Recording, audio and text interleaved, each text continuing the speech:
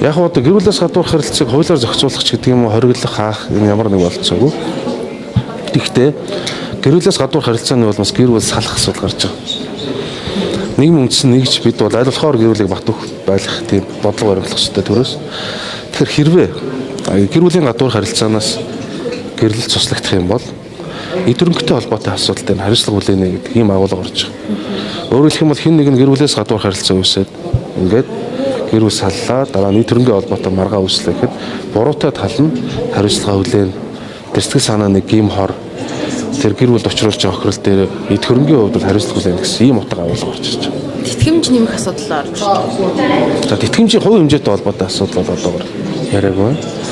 Тэгэхдээ тэтгэмжийг бол хоорондын гэрээний үндсэн дээр за мөн өндөр үнийн дүнтэйгээр харилцан тохиролцуул тогтоож болохын бүх үе таалгуудыг нээж өгч байгаа. Яг тогтсон үнийн дүнгээр хоорондоо ярилцаад амьдралын болцоотой хүмүүс байж болно. Тэгэхээр тэтгэмжийн хэмжээг өндөрөөр тогтооё гэж хэлээд гэрэлтэй цас цуцалж болдог.